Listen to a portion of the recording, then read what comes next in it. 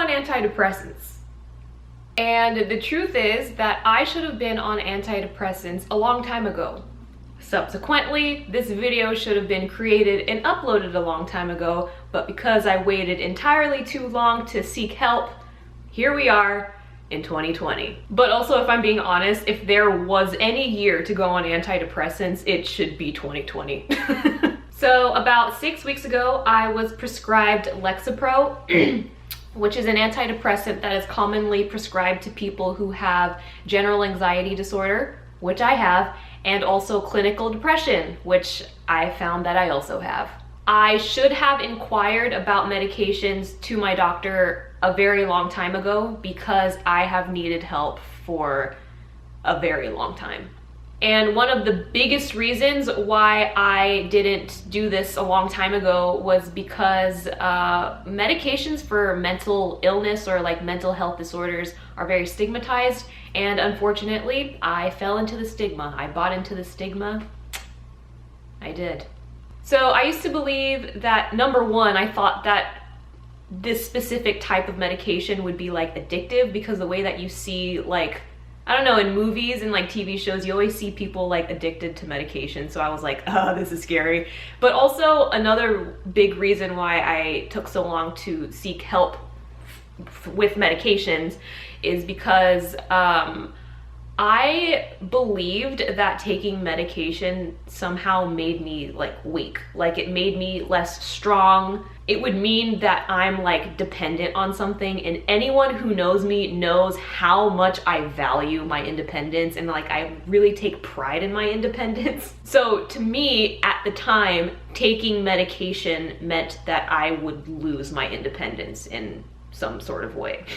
I also didn't really want to come to terms with the fact that I might have a mental illness, and I partially blame the media for this. When depression is depicted in television and film, it's usually portrayed as like this really intense, deadly disorder where people destroy themselves and like want to kill themselves and like want to die every day. Now, everyone's depression is different. Like I'm sure there are people who have this experience with their depression, but for me, my depression, like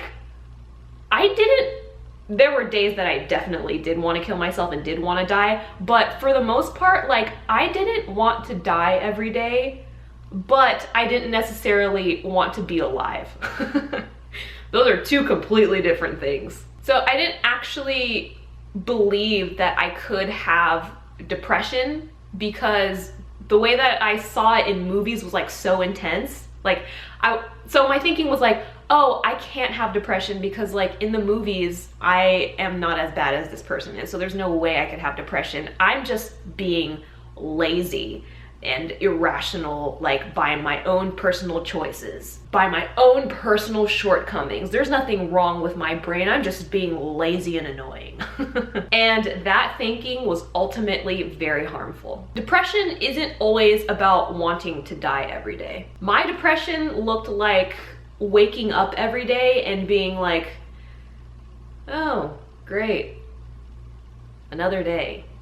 My depression looked like waking up in the morning and not wanting to get out of bed, even though my stomach started growling and I really needed to pee. My depression looked like staying in bed until 4 p.m. and being on the brink of starvation and only getting up to eat a small depression meal so that I don't die. Depression feels like, what's the point of all this? Depression feels like being forced to laugh at something that's not funny. Depression feels like being forced to laugh at something that is funny.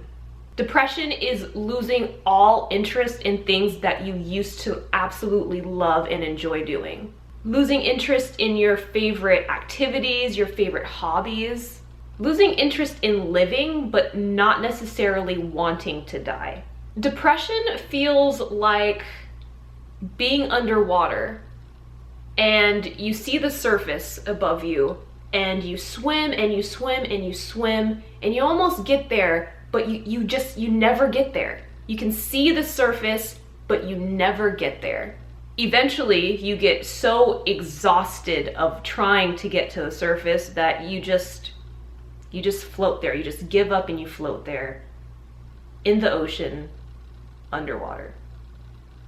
You don't necessarily want to die, but trying to get to the surface was so exhausting and you never got there. It yielded no results. So you were just like, fuck it.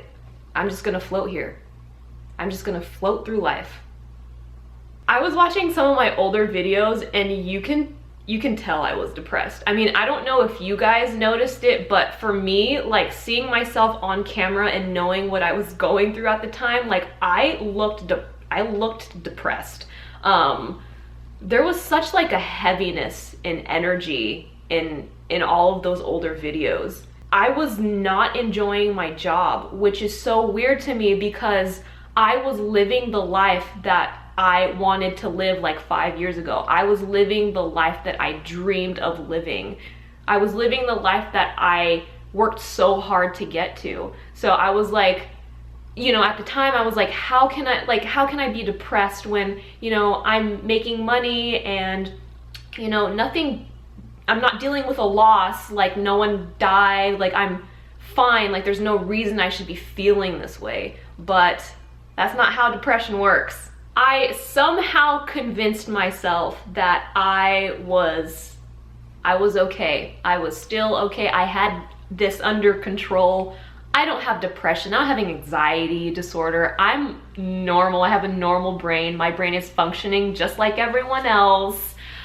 All I need to do is meditate and do yoga and exercise, eat well, read self-help books, because everything that I'm feeling is due to my own personal choices. So the truth is that I most likely have a genetic predisposition to both depression and like anxiety. And I only say that because my brother, my mom, and my grandma, so my mom's mom, they all are currently on medication for basically the same thing, depression and anxiety. There's a really strong gene in there that's getting passed down, and I didn't know that was possible because I guess I just didn't really have a good understanding of what mental illness was. I didn't understand what depression was. I thought that depression was a feeling and not a chemical imbalance in the brain that causes a disorder that directly affects like your daily behavior and your interactions with other people. Everyone's biochemistry is different.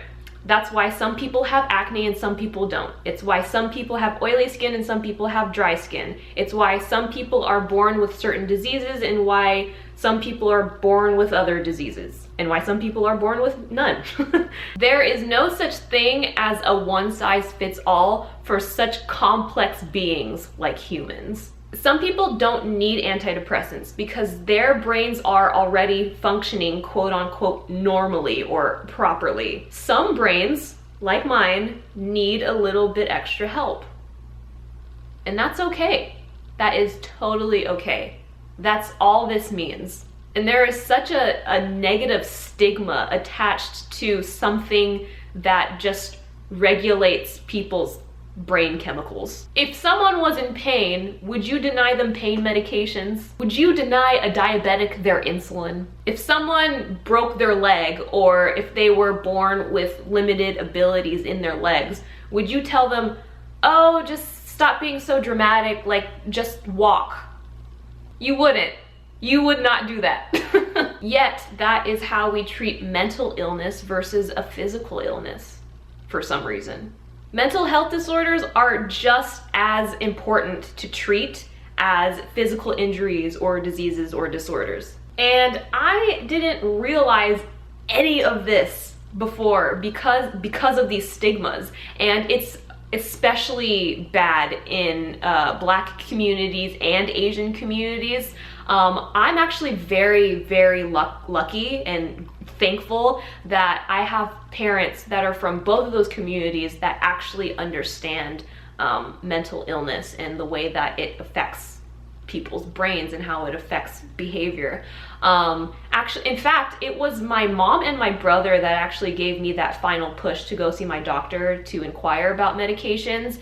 And I think that they have such a you know, understanding about mental health and the stigma surrounding it, because they also had to go on medication for the same thing. So I was really lucky that I had that support to talk about this. And part of the reason why I'm making this video is because I wanted to give that information and support that my mom and brother gave to me to you guys, to anyone who might need it, because you might not have people in your life who are telling you these things. They might be telling you the opposite, and that might be really harmful, and it might, you know, prevent people from seeking help. But having that explained to me that, you know, a mental health disorder is just like a physical injury or something, that really helped me realize that I just needed to see help, because there's 3 generations in my family who have this condition, and I was like, oh shit, okay, this is probably like genetic or hereditary. So, and also we think that my great-grandmother also had something similar, but we just don't know because no one was talking about anxiety and depression in the 1800s in the Philippines. I remember the first time I watched Euphoria, I remember being like, oh, poor Rue. Ugh, this sucks for her and people like her. I hope they can get the help that they need. This is totally unrelatable. Meanwhile, has the same exact anxiety disorder that Rue was diagnosed with. I just didn't want to admit to myself that I was not okay. Like, I somehow convinced myself that I had this, I still had this under control. Like, even underneath the drug addiction aspect, Euphoria was a really great portrayal of what depression and anxiety feels like, or what it's like to have general anxiety disorder and depression. There was an episode where Rue was going through like a depressive episode, and she was like laying in bed for days just watching episodes of Love Island UK, and she couldn't even like get herself out of bed to like use the bathroom. And that was totally relatable, because sometimes when you are having like a major depressive episode, like even if your body wants to eat, your brain will be like, no. Or like if your body needs to empty its bladder, your brain will literally be like, no. There have been so many times in the past few years where I have wanted to like eat something or take a shower, meditate. Like, there's so many things that I wanted to do that would immediately benefit my well-being, but my brain would literally be like, no. And you literally have no control over that. You have no control over your body. Your depressed brain does. It's depression's world, and you're just living in it. And it's even worse when you have the addition of general anxiety disorder. I don't know how to explain what general anxiety feels like to people who don't have it, but I'm gonna try. So general anxiety disorder can be described as a consistent anxiety that is not triggered by anything. So it's not like social anxiety where you're triggered by like being in social situations, or, you know, PTSD where like certain sounds or sights can like trigger a panic response or like an anxiety attack. General anxiety isn't triggered by anything. You literally just have it all the time without being triggered by anything. It is completely irrational. It is not rooted in any reality. It literally just always feels like the world is going to end. You wake up in the morning and your heart just starts beating really, really, really fast. You feel like you're in fight or flight mode the minute you wake up. You just have a feeling or like a sense that something bad is going to happen. Now, you don't feel this way because there's any solid evidence that may suggest that something bad is going to happen. General anxiety is completely irrational, so it's not rooted in any hard evidence or any reality. You just always feel like that all the time. You wake up, your heart starts beating really fast, and you get that sensation, and you feel like something bad is going to happen for the entire day until you go to sleep. And then when you wake up in the morning, the cycle starts all over again. So, you know, when you're out of your house and you've been out of your house like the entire day, and you reach into your purse or you feel your back pocket where your phone is supposed to be, but your phone isn't there? You know that jolt of panic that you feel when you realize you may have lost your phone? That jolt of panic is what general anxiety feels like all the time. If you're a woman or you're female presenting, you know when you're like walking down the street at night, like maybe you're walking back to your car, it's late at night, there are no other cars, there's no other people on the street, but you notice that a man is like following behind you or a man is like walking behind you. You know that jolt of panic that you feel when that happens? That is what general anxiety feels like all the time. In fact, one of like the major symptoms for me with my general anxiety was increased motor tension. So I carry a lot, well, people in general carry a lot of stress in their neck and shoulders, but for me, because I'm always in fight or flight mode, I'm always like really tense up here. And you know, last year I went to like a physical therapy place where they also have like a chiropractor, and they did x-rays. And I remember I was looking at the x-ray with the doctor, and he looked at me and he was like, "Were you in a car accident?" And I was like, "No." No, I wasn't. What does that mean? What does this question mean? And it turns out that this anxiety disorder, because I carried so much tension in my shoulders because of my disorder, my anxiety disorder, it caused a physical ailment that was consistent with someone who has been in a car accident. Can you believe that an anxiety disorder caused a physical ailment that is consistent with someone who has been in a car accident? That's why mental health disorders are just as important to treat as like actual like injuries, physical injuries. Also, because you are in constant fight or flight mode all the time, everyday inconveniences feel like you're going to die. Like, I will be carrying something and I'll like trip over something on the ground and drop whatever I was holding, and I'll get like so frustrated with that, like so irrationally upset that that happened to me. Like, oh, why did this have to happen to me? What a inconvenience. Like, why is this happening to me? Like, it was such an irrational response to something so minor, but I didn't have any control over it, because when you're in constant fight or flight mode, everything seems like a bigger deal than it actually is. So like your response doesn't actually align with whatever's happening to you. And that's one of the biggest things with like general anxiety disorder. That was one of the worst parts of it, definitely. And I remember one time I messed up my eyeliner, like my winged eyeliner, and I started crying because I was so frustrated and I was so upset. And actually my breaking point, which is why I decided to finally go to the doctor, was maybe like 2 months ago. I was really overwhelmed with work. I had deadlines like one after the other. Like, I had 3 things due every single day for like an entire week, and that was really stressful for me because I don't live with anyone. I don't have a roommate. I create all of my content myself. I take all of my pictures myself. I edit everything myself. I do everything for my business by myself. And so it was I was really overwhelmed.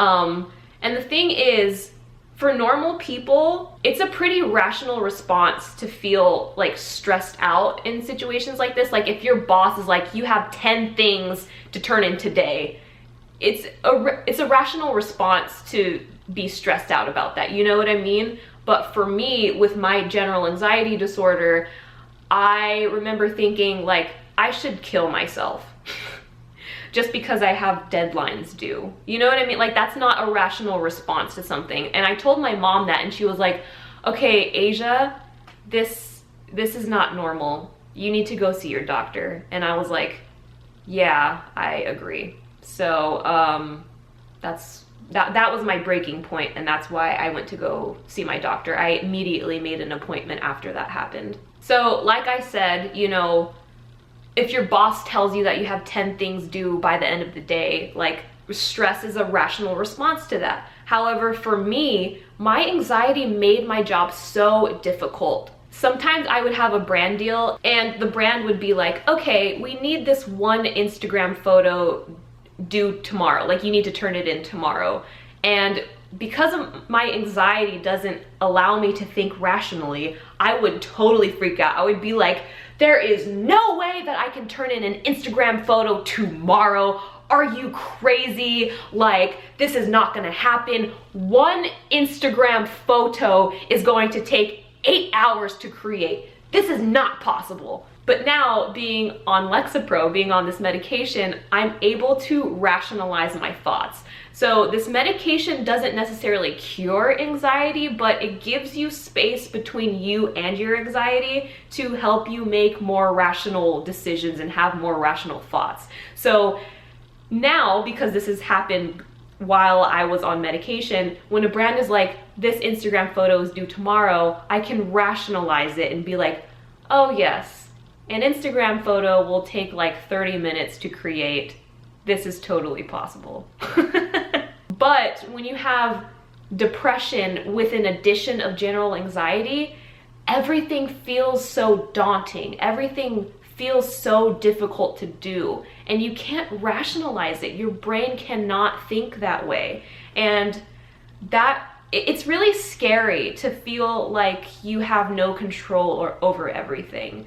It's not a good feeling, and that's one of the reasons why I wanted to seek help. I didn't like the feeling of not having control over my own body. Now, like I said, this medication doesn't necessarily like cure your anxiety, but it does put space in between you and your anxiety, and it puts space between you and your depression so that you're able to make like more rational decisions. And this really helped with my work, but it also, like, more importantly, it helped with like my personal life too. So remember when I was kind of talking about like waking up with depression and not wanting to do anything? Like, I just wanted to like lay in bed all day. So with antidepressants, I'm able to make a more rational decision when I wake up in the morning. So when I wake up in the morning, my depression wants me to stay in bed all day. But with these antidepressants, I'm able to say no to my brain. I'm able to say, no, get out of bed, make your bed, take your vitamins, go meditate.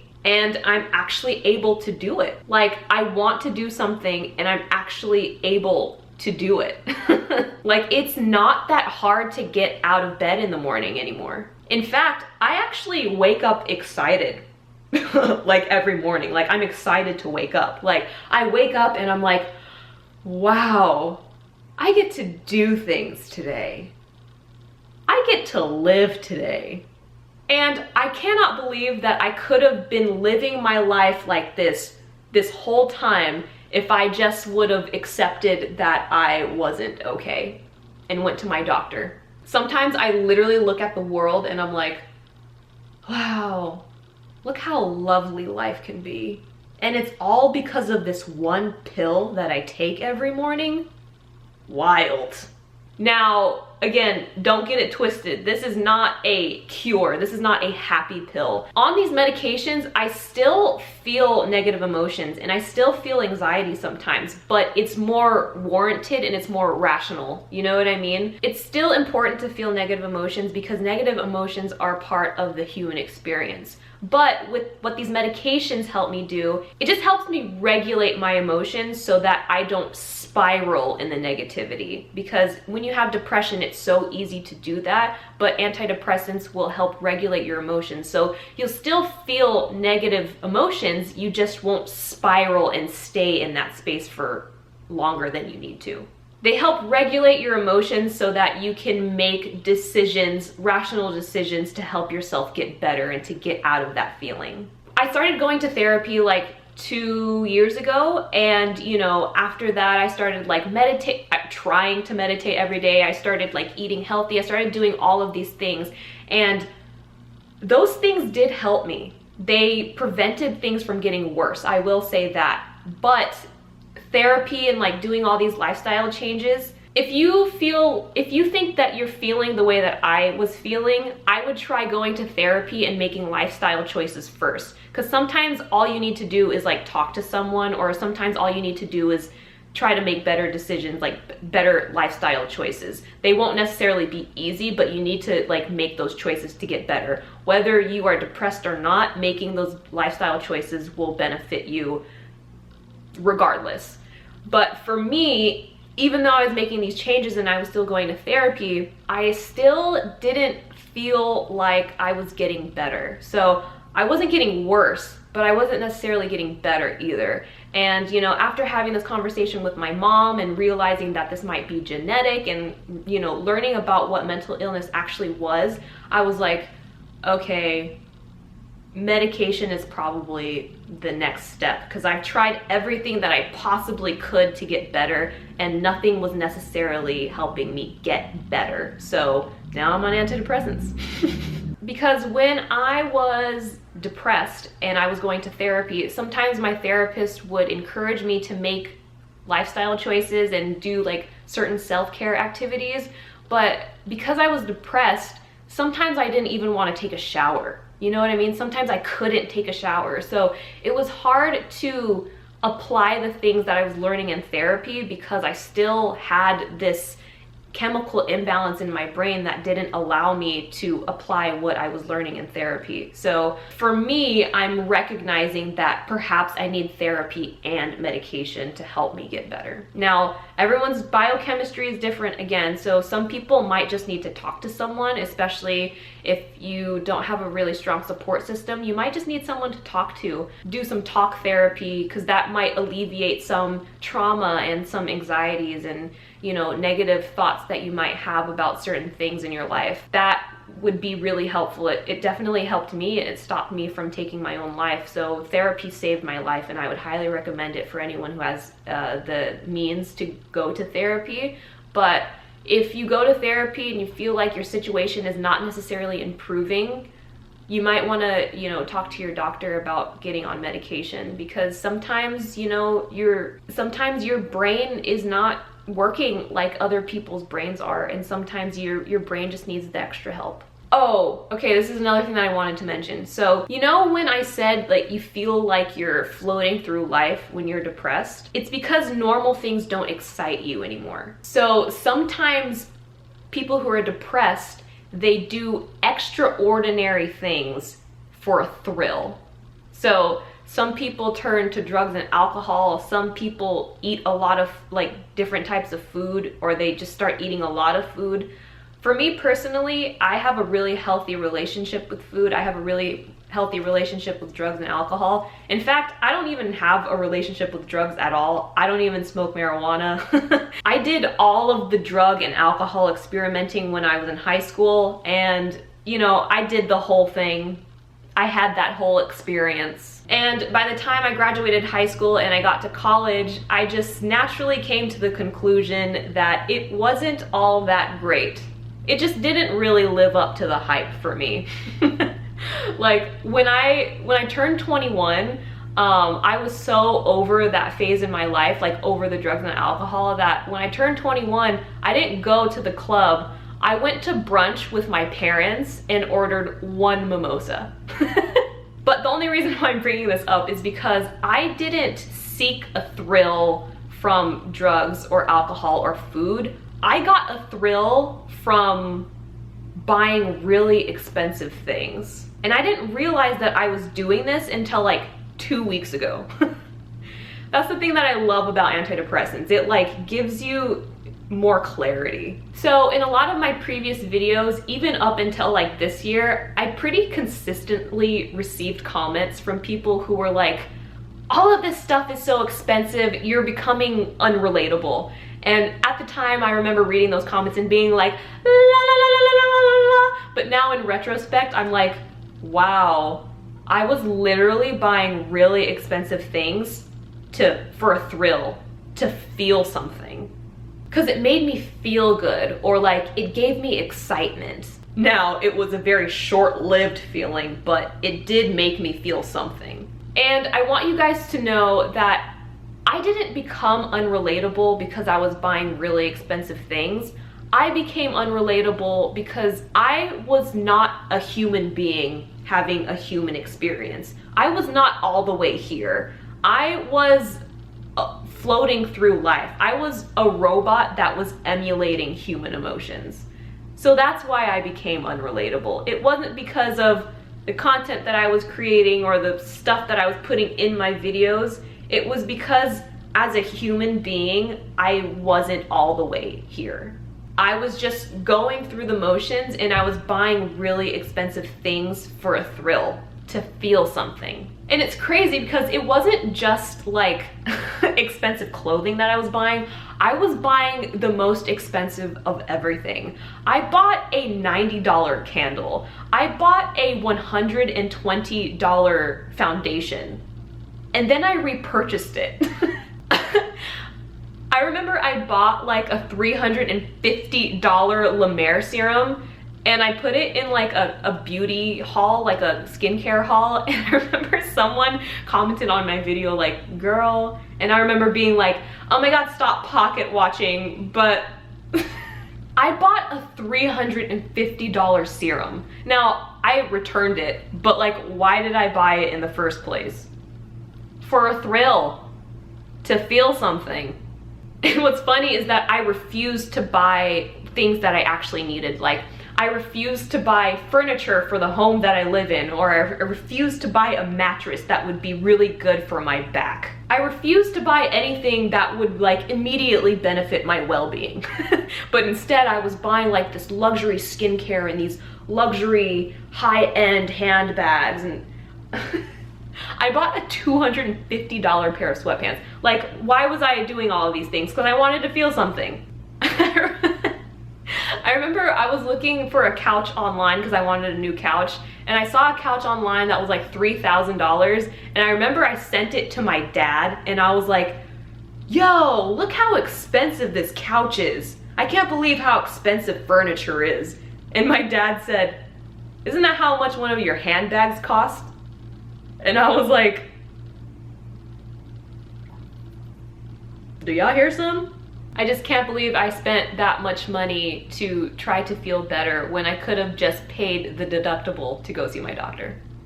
Yeah, I'm just like in a really great place right now. I feel really light. I don't feel as heavy as I did in previous years. It's so easy to get up in the morning. It's so easy to do things. Like, you may notice that I've been uploading videos way more frequently, like within the past like week or two, and that's just because I am actually like, I'm genuinely excited to create stuff again. Like, I'm happy to create them. It's fun, it's exciting.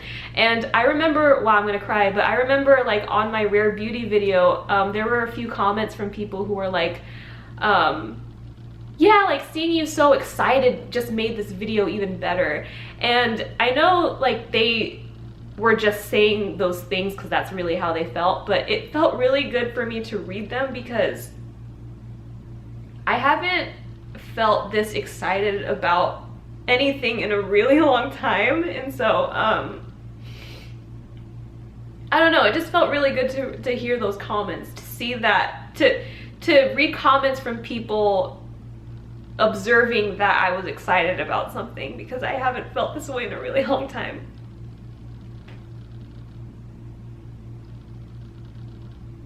I'm crying, but it's like tears of joy. I'm just really, I'm really proud of myself for seeking help. And I hope what this video does for a lot of you is to seek help if you need it.